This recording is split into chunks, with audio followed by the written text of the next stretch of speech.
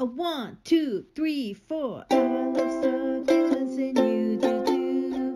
They're so beautiful, fun and new. The gift that keeps on giving on and on. So watch my videos, we'll all have fun.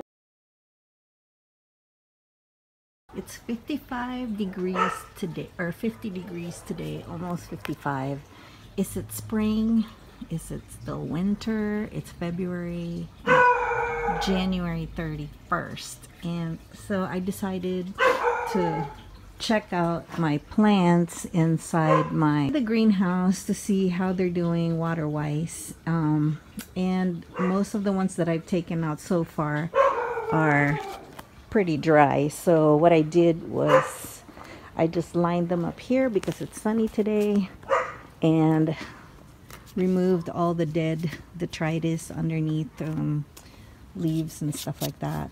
Just groomed them a little bit, and then I took my rainwater, 1/8 of the worm tea. So I took them out here and I started to water them because tonight it's not going to be very cold. It's going to be in the 40s or low 40s. That's okay because they're still okay.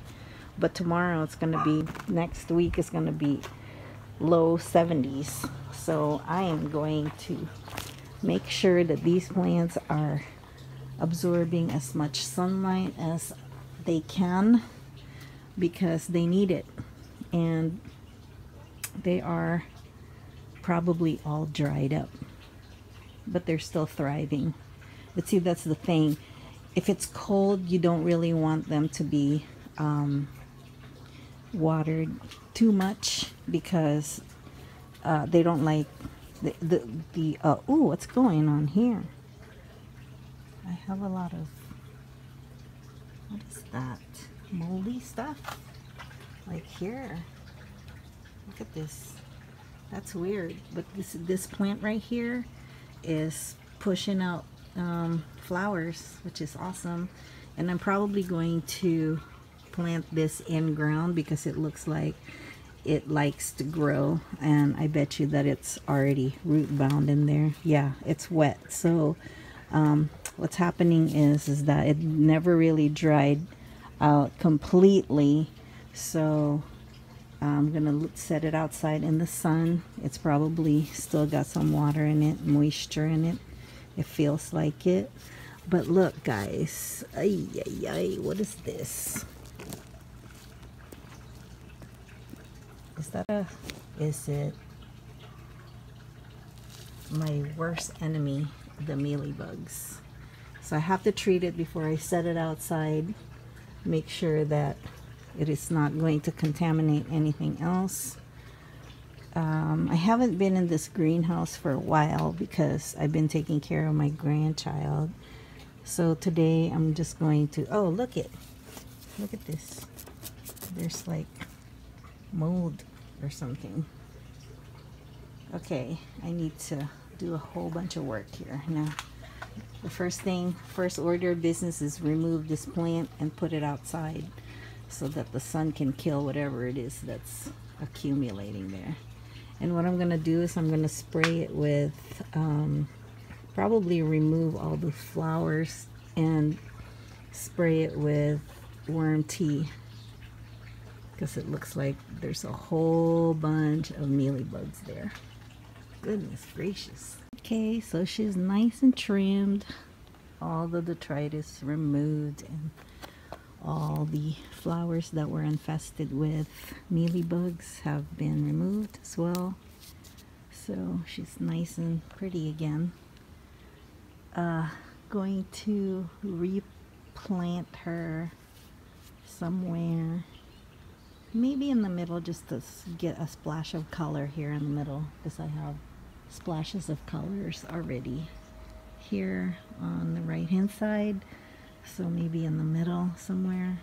Not gonna do it today because obviously I just watered it and making sure that it gets acclimated with the water and it's dry a little bit before I repot, because they don't like it if you do that. But this is a pretty mature plant, and you can tell by the stems, the branches.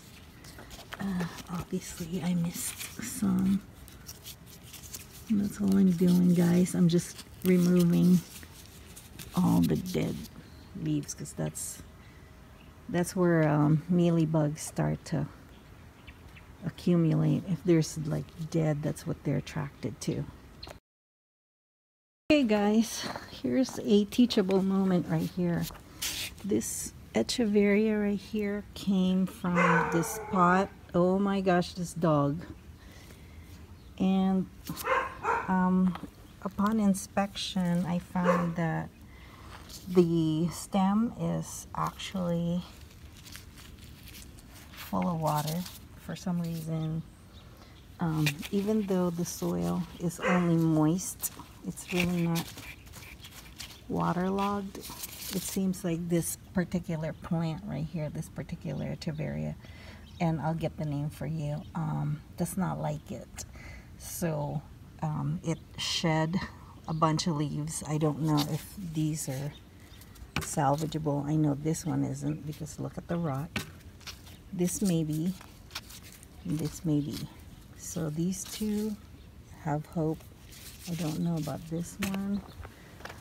And I'm just going to go out on a limb and try to propagate these 4 that I feel has potential.